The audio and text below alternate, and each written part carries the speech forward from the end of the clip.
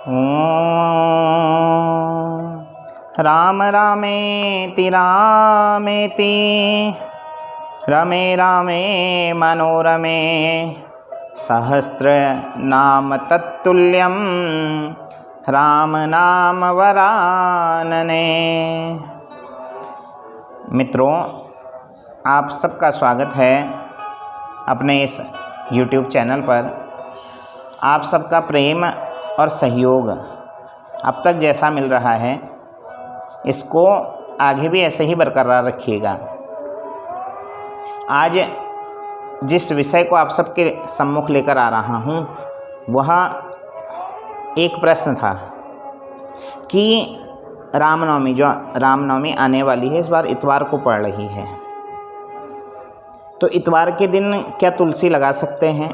क्योंकि तुलसी बोने का दिन रामनवमी के दिन कहा गया है, रामनवमी के दिन तुलसी को बोना चाहिए, तो इतवार के दिन क्या तुलसी लगा सकते हैं? दूसरा सवाल था कि कन्या किस दिन खिलानी चाहिए, शास्त्रोक्त क्या है, कैसे कन्या पूजन किया जाए, किस दिन कन्या पूजन किया जाए।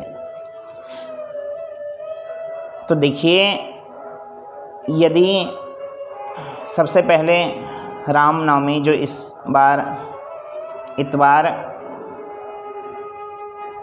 10 तारीख को पड़ रही है, तो कई के मन में संशय है कि इतवार के दिन क्या तुलसी लगा सकते हैं। तो सबसे पहला निर्णय कि तुलसी तोड़ना मना है, इतवार को लगाई जा सकती है, किंतु कई लोग कहते हैं कि तुलसी का स्पर्श भी वर्जित है, कि हम उस दिन तुलसी का स्पर्श भी नहीं करते, तुलसी मैया को स्पर्श तक नहीं किया जाता। तो जो ऐसे हैं उनके लिए यदि वह उस दिन तुलसी ना लगा सकें, तो पूर्णमासी जो यहाँ अब पूर्णिमा आएगी, जिसको हनुमान जयंती के रूप में भी हम सब मनाते हैं, चैत्र शुक्ल पक्ष पूर्णिमासी, उस दिन भी तुलसी लगा सकते हैं।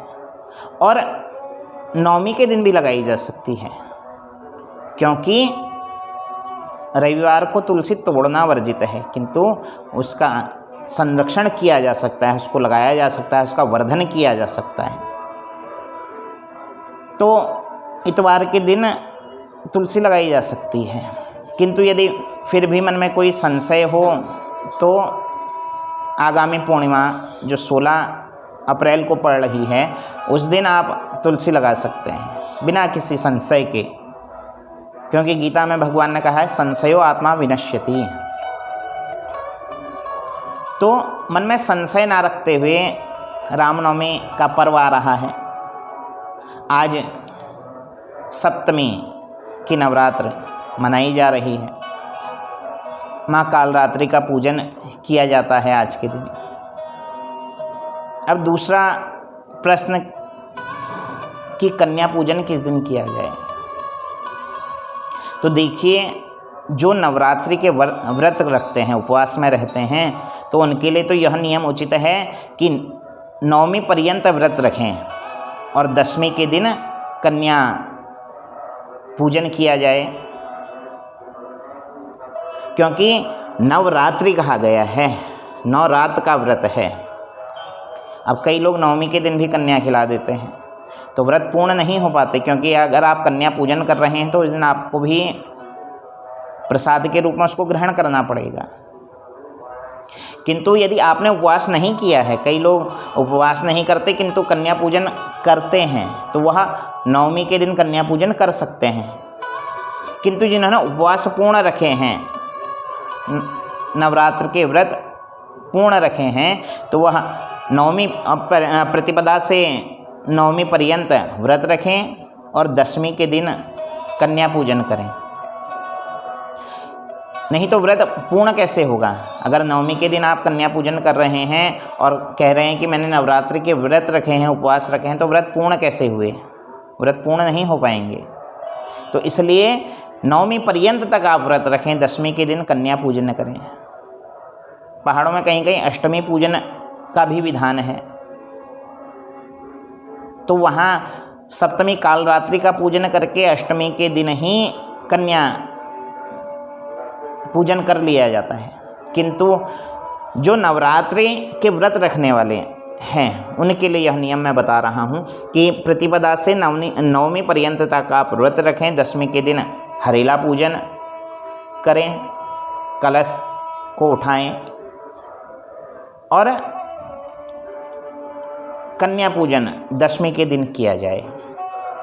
तो इस प्रकार कन्या पूजन आप करें, क्योंकि कन्या पूजन जब व्रत की पूर्णता के लिए कन्या पूजन किया जाता है, और कन्या के लिए भी कहा गया है कि 1 वर्ष से छोटी ना हो और 10 वर्ष से अधिक की ना हो। तो ऐसी कन्याओं का पूजन शास्त्र में सम्मत बतलाया गया, शास्त्र में श्रेष्ठ बतलाया गया। तो ऐसी कन्याओं का पूजन करें।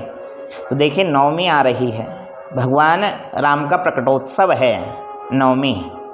9 का अंक बड़ा विशिष्ट है अपने आप में। क्यों विशिष्ट है? देखिए नवरात्र हैं, 9 देवियां हैं, 9 ही देवियां क्यों? 9 का ही पूजन क्यों, अधिक का क्यों नहीं? देवी की तो अनेकों अवतार हैं, क्योंकि किंतु फिर भी पूजन 9 का ही किया जाता है, क्योंकि 9 का अपना विशिष्ट महत्व है। 9 का अंक कभी टूटता नहीं है। 1 से लेकर 9 के बीच में अन्य जितने अंक हैं सब टूटते हैं, किंतु 9 कभी नहीं टूटता, अटूट है। तो अटूट श्रद्धा का यह व्रत है, माता की उपासना के यह व्रत है राम नवमी। इसलिए भगवान ने नवमी के दिन प्रकट हुए हैं। भगवान कहने लगे कि मैं अटूट हूँ, कभी टूटता नहीं, ऐसे भगवान हैं। 9 का अंक कभी नहीं टूटता, बड़ा विशिष्ट अंक है। कितना ही आप उसको कर लीजिए, 9 एकम 9, 9 दूनी 18, 1 और 8 फिर 9, 9 तियाँ 27, 2 और 7 फिर 9, 9 चक्को 36, 3 और 6 फिर 9, 9 पंचे 45, 4 और 5 फिर 9। तो इसको आप कितना ही आगे बढ़ाते रहिए, किंतु 9 का अंक कभी नहीं टूटेगा, प्रत्येक बार 9 आएगा। तो 9 अटूट है, कभी टूटता नहीं, इसलिए विशिष्ट महत्व है 9 का। देखिए 9 ग्रह हैं, 9 देवियां हैं। नवमी के दिन प्रभु ने अवतार लिया, प्रभु प्रकट हुए हैं नवमी के दिन। तुलसीदास जी ने भी कहा नवमी तिथि मधुमास पुनीता, शुक्ल पक्ष हर्षित अभिजीता। तो इसलिए 9 व्रत करने का विधान है कि 9 व्रत पूर्ण किए जाएं, उसके पश्चात दशमी के दिन कन्या पूजन किया जाए, जो व्रत रखते हैं उनके लिए। किंतु जो व्रत नहीं रखते, स्वास्थ्य के कारण या किसी अन्य कारण से जो व्रत नहीं रख पाते, तो वह नवमी को भी यदि कन्या पूजन कर रहे हैं तो उसका भी निषेध नहीं है। किंतु यदि आप प्रतिपदा पर्यंत से लेकर नवमी तक व्रत रख रहे हैं तो 9 व्रत अवश्य पूर्ण करें। उसके पश्चात उनकी पूर्णता के लिए दशमी के दिन कन्या पूजन, 9 कन्याओं का पूजन आप कीजिए, उन कन्याओं को आप जिमाइए, उनका पूजन कीजिए।